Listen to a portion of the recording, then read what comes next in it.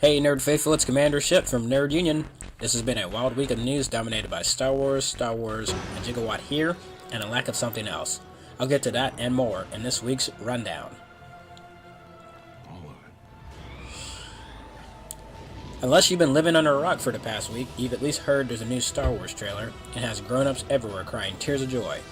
They had a new poster on Sunday, but the gem was clearly the trailer and the care that was given to it. While this was aired during Monday Night Football, the whole Nerd Union staff was trying to buy IMAX tickets, with hilarious results.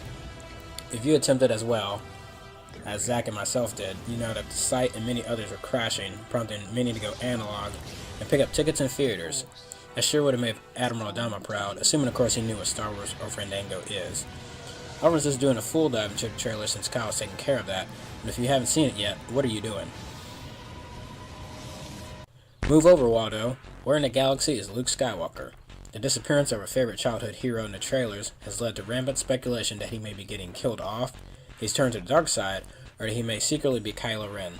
But that is honestly the sillier or dumber of the theories because, you know, photos. I mean, come on guys. There are clear photos showing Luke here, and then Ren over there.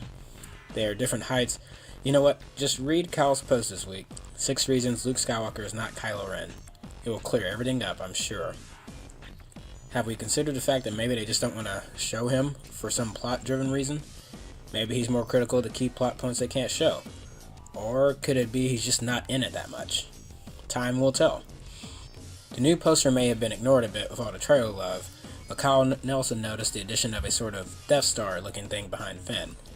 And the X-Wings and TIE Fighters are also fighting above a trench in the trailer, but it looks like a planet. Wait, what's going on here? This is our first good look at Starkiller Base. Off of the Star Wars official page, we know that it's an ice planet converted by the First Order as their base of operations, and it's capable of destroying planets. The mere existence of it is sure to cause problems and possibly a moral dilemma. Would the rebels feel comfortable destroying a planet just to stop the Empire? Maybe they have to find another way to take it down. That would be an interesting wrinkle to the typical blow-up the space station plan from the past iterations. Last Wednesday was the historic date that Back to the Future fans have been waiting years for. We made it to the day Marty McFly arrives in the future. I'm going to be honest, I nearly forgot about it because of all the Star Wars news this week, but when the day finally arrived, I marathoned the trilogy like a champ, as so many around the country did.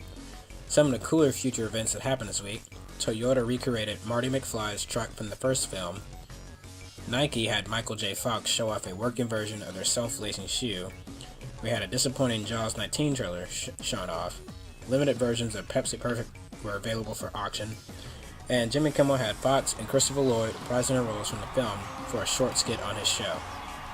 They did a wonderful job, and it was great to see them again, if only for a brief moment.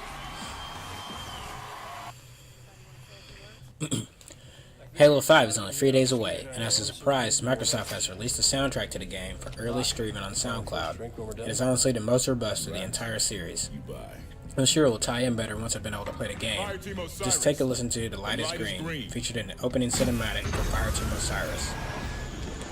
If that doesn't get you pumped, I'm not sure what will. Look for our review next week. We'll be playing the campaign and multiplayer and giving thoughts on both.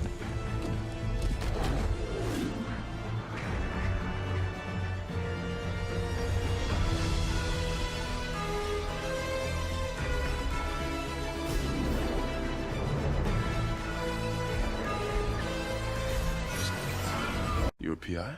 I'm just trying to make a living, you know, booze costs money. Usually. Believe it or not, we had some new trailers come out this week, not involving Star Wars. I know, right? We got a good glimpse at Jessica Jones, the second Marvel show on Netflix.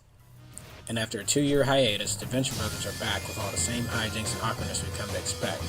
This will mark them for Season 6.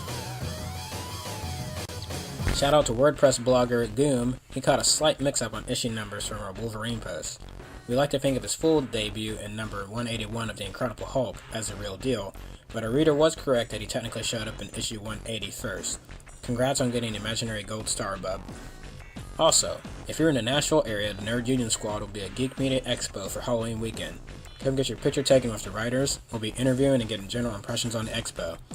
I'm debating where to go as Stormtrooper number 7 or Stormtrooper number 8. Hopefully you guys can help me decide. Lastly, I'm going to chat about a potentially touchy subject to end the show. No, it's not about Benghazi, and we're not about to go into the hearings on this short web show.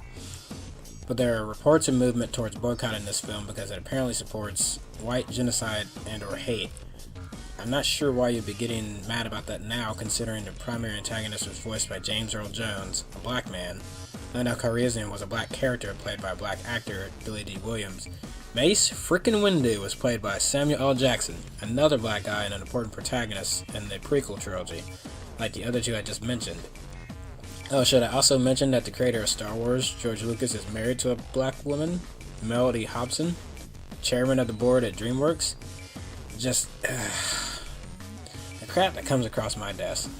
This doesn't make any sense. My head has been hurting since I saw this become a hashtag. If you support something this silly, I'm glad you will not be in the theater on opening night. Although you probably can still get a ticket anyway. Okay, I'm done. Remember, Nerd Faithful, you can get excellent commentary on some of your favorite shows, movies, and nerd topics at nerdunion.us. This is Commander Ship, signing off. We'll see you next time.